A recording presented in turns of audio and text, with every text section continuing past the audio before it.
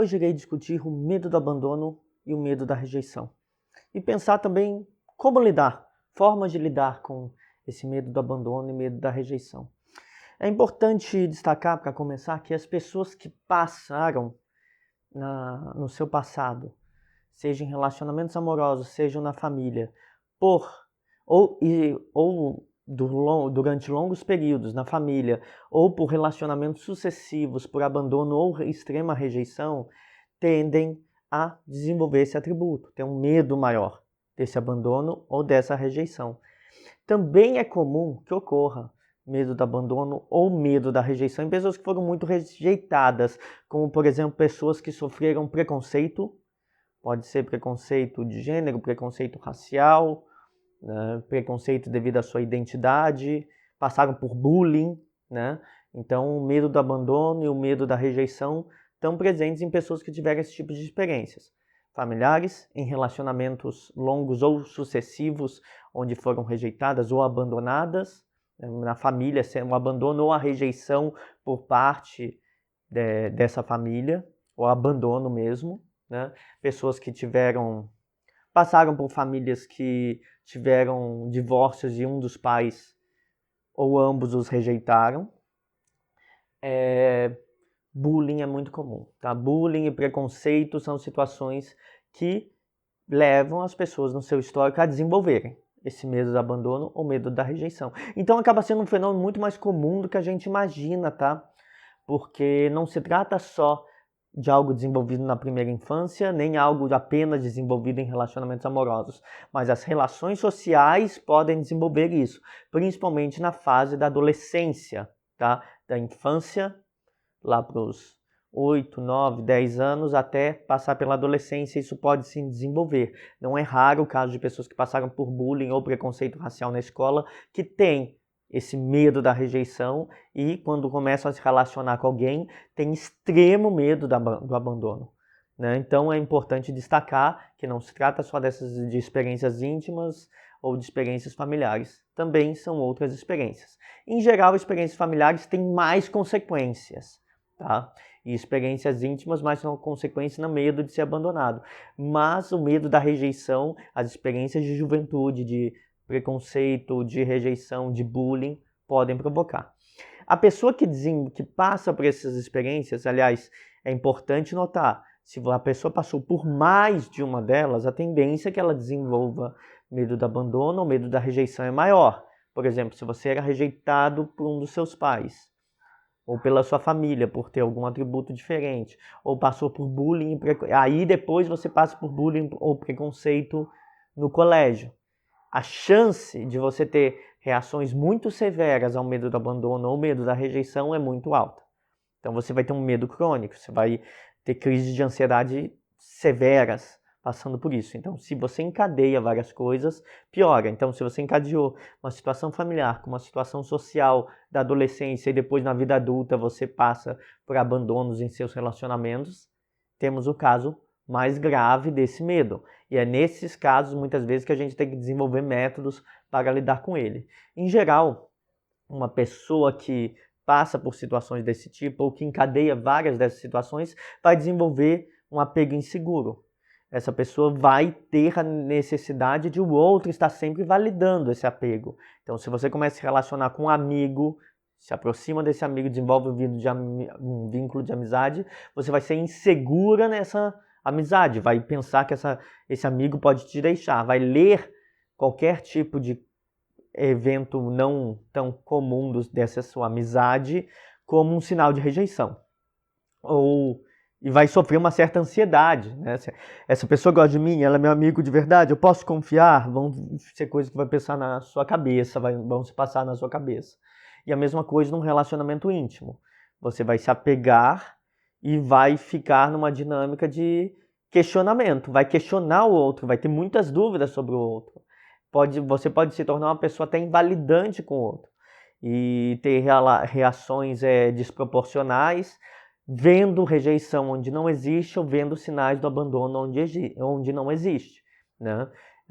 Por exemplo, o medo do abandono ou medo da intimidade, então pode estar presente em pessoas traumatizadas, é bastante presente em borderlines, né? Pessoas com transtorno de personalidade borderline, né? E que tem também esse apego inseguro, uma necessidade de estar constantemente você provando que você não vai rejeitar essa pessoa. Aliás, muitas pessoas falam que o borderline é um transtorno do medo do abandono. Eu digo que até mais medo da rejeição, tá? E quando falamos de medo do abandono, nós falamos também da rejeição, né?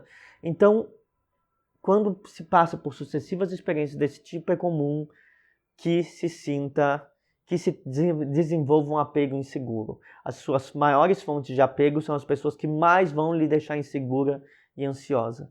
E aí que esse é o problema. Aí que temos o problema de ter medo do abandono, de ter medo da rejeição. Pessoas que têm isso, então, vivem em extrema ansiedade ao se aproximar de mais de alguém. Quais são os eventos ansiogênicos para essa pessoa? Ter medo de ser rejeitado por um amigo, ter medo de ser rejeitado por uma pessoa que você desenvolve interesse amoroso, ter medo de ser abandonado numa relação íntima. Então, e o que acontece quando você desenvolve esse medo no nível muito alto? Alto nível de ansiedade quando desenvolve uma amizade profunda, uma relação íntima profunda. E muitas vezes leva a conduta de sabotamento dessas relações ou conduta de sempre questionamento, você se torna uma pessoa que acusa o outro, então é costume de a pessoa estar com tanta ansiedade, tão insegura naquela relação, que ela começa a acusar a outra de estar fazendo coisas que desconsiderem seus sentimentos. E nessas acusações você coloca o outro numa situação muito ruim, porque o outro pode não estar fazendo isso, tá? Pode estar fazendo? Pode. Né? Tem o problema de se repetir ciclos. É muito mais comum para alguém que tem medo do abandono, medo da rejeição, se colocar numa relação onde vai ser abandonado ou rejeitado, porque é uma experiência mais comum.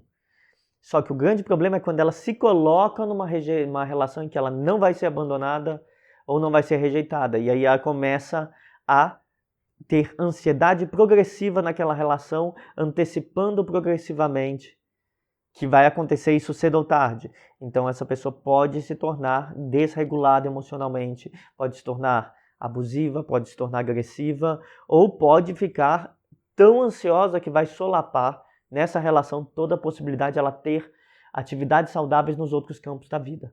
A pessoa vai ficando incapaz de ser saudável em outros campos, vai ficando incapaz de ter uma vida, uma rotina cotidiana saudável, né? Então, esse medo de ser rejeitado ocorre como um medo de que aquilo tudo que aconteceu antes, na infância, na adolescência, em relacionamentos anteriores, venha a se repetir. A pessoa, então, se mostra, diante desse medo, uma pessoa muito carente, porque ela precisa estar sempre buscando sinais, então ela vai querer muita presença do outro, de que não haverá o abandono. E essa pessoa pode, por medo de as coisas se repetir, tem a compulsão de repetição. Né? Ela pode, por medo, acabar procurando alguém que abandone para reforçar o trauma. Então, traumas podem gerar uma situação de compulsão de repetição do mesmo trauma, porque você está habituado a se relacionar com pessoas que te rejeitam, então você busca essas pessoas. Né? Uma pessoa que tem medo, então, dessa repetição pode ser tão carente e se tornar tão instável e ansiosa que ela pode, de repente, causar o abandono. Aí nós temos um comportamento de autossabotagem, um comportamento circular, né? Uma compulsão de repetição devido a um trauma de rejeição, um trauma de abandono. Você se torna tão instável e tão carente de validação por parte das pessoas que você apega, e você fica tão ansioso nessa relação que você acaba afastando as pessoas. Então esse que é o medo da repetição causa repetição. O medo do abandono, da rejeição, causa rejeição. E por isso que essa conduta, baseada em traumas, acaba repetindo o trauma e retraumatizando as pessoas. É importante para um amigo de uma pessoa que tem medo do abandono, para uma pessoa que se relaciona ter medo do abandono, ou medo da rejeição, ser informado pela pessoa de que essas situações lhe causam ansiedade. Para que essa pessoa informada saiba reagir, tá? Saibam entender que há um exagero nas reações. Porque se a pessoa não estiver informada, ela vai simplesmente se afastar. Pessoas que têm medo do abandono e medo da rejeição tem uma coisa interessante. Você pode falar, mas se estar numa relação para essas pessoas é tão ansiogênico, causa tanto medo, por que então que não se fica sozinho? Aí que está uma questão, que essas pessoas sozinhas se sentem abandonadas e rejeitadas. Então elas se sentem deprimidas, solitárias. Então, estar sozinha é igual a estar abandonada, ou estar solitária, ou estar rejeitada. Então essas pessoas sozinhas ficam deprimidas. Aí o que acontece? Quando entram numa relação, ficam ansiosas. Então vive sempre numa corda bamba. Você está sozinha, você está abandonada. Tem uma sensação, você pode não ter sido abandonado por ninguém, mas a sensação de vazio, e aliás é bem recorrente, bem... meu olho está coçando que eu estou com alergia, né? Limpei a casa hoje. É bem comum o sentimento de vazio fora de uma relação. E esse vazio é quase dissociativo. Você está tentando romper com esse sentimento de abandono, sentimento da rejeição, ou então, além do sentimento de vazio, uma depressão mesmo. Então, quando estão fora de relações, o vazio ou a depressão. Mas aí entram em relações, sentem muito medo que se converte em ansiedade, né? Então acaba sendo ruim em todos os momentos, né? Uma pessoa que passou por esses abandonos ou por essas rejeições, sozinho está deprimido, com alguém está ansioso. Então todas as situações, todos os cenários não têm algo de muito positivo. Por isso que é importante se processar e se lidar com os seus traumas, né? Então, quando está sozinho, você se sente inferior, não amado. Quando se está com alguém, você se sente que essa pessoa, você sente medo e acha que essa pessoa vai lhe fazer algum mal. Então, como lidar com isso? Eu acho que essa é a pergunta que a gente pode fazer, porque a gente teria que mitigar. Primeiro, a forma de lidar é buscar uma terapia que lide com seus traumas, que modelaram esse sentimento de abandono, de rejeição, né, e que impedem que você veja as relações de uma maneira realista, ou que seja capaz de ficar sozinho sem se sentir vazio ou deprimido, né? Mas há maneiras de mitigar além da terapia, que é, primeiro, procurar outras atividades significativas. Pessoas que têm esse medo do abandono, esse medo da rejeição, têm dificuldade de se sentir felizes fora dessas instabilidades emocionais. Elas entram numa relação e se sentem imediatamente felizes, dura muito pouco. E aí elas já se sentem mal porque estão com muito medo e muito ansiosas. O importante é buscar outras fontes de atividades significativas. Buscar força nos estudos, no seu trabalho, num hobby. Outras atividades significativas. Você gosta de viajar? Busque se organizar para fazer viagens. Você gosta quer se desenvolver no seu emprego? Faça isso, quer aprender um novo idioma? Outras atividades significativas ajudam a tirar o foco dos relacionamentos. Então, o importante para se lidar com isso é não depositar todo o peso em estar se relacionando ou não estar se relacionando. Porque não se está abandonado, solitário, está deprimido. Está com medo e aí se fica ansioso. Então, é girar o foco, não é a relação. Vamos fazer outra coisa, né? O trabalho, os estudos, os seus hobbies, as suas outras atividades têm que ganhar um peso. Então é importante você deslocar o peso da sua vida, ter outros planos e objetivos para a vida e desenvolver uma rede de apoio não necessariamente fundada em amizades super profundas, porque seu medo da rejeição vai estar presente numa amizade mais profunda, mas ter múltiplas amizades menores, tá? Então, objetivos, planos, atividades significativas, planos de futuro, eu quero me formar em tal coisa, fazer uma pós, mudar de carreira ou progredir na minha carreira.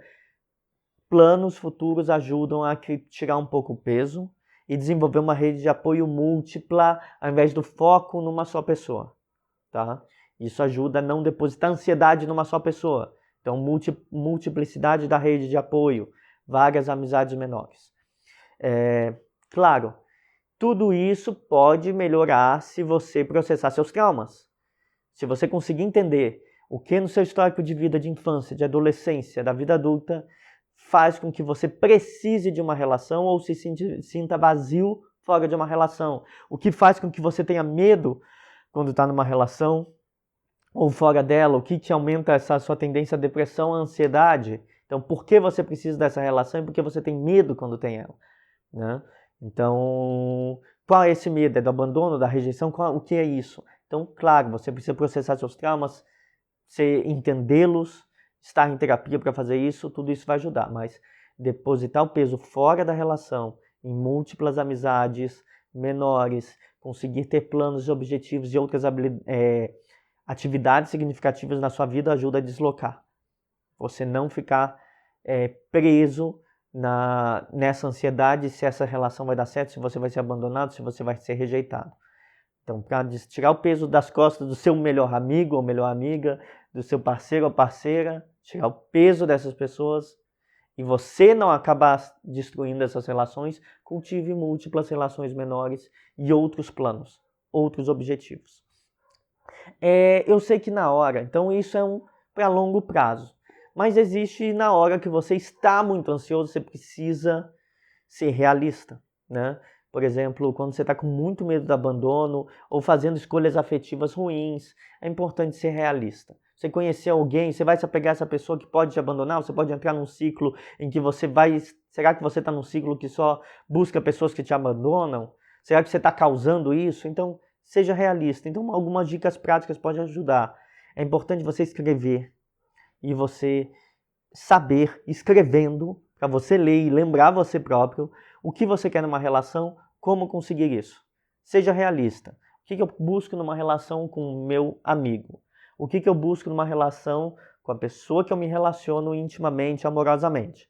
Escreva e fixe isso. É isso que eu espero de um amigo, é isso que eu espero de um parceiro.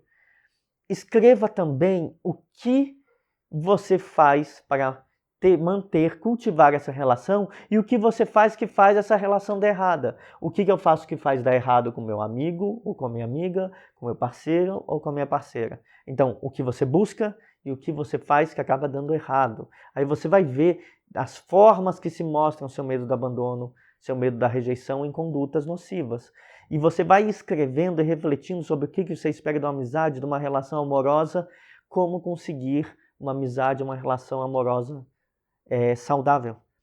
Isso te ajuda também a pensar em que pessoas evitar, porque há pessoas que vão realmente te rejeitar e você pode de repente estar num ciclo de repetição de relações ruins.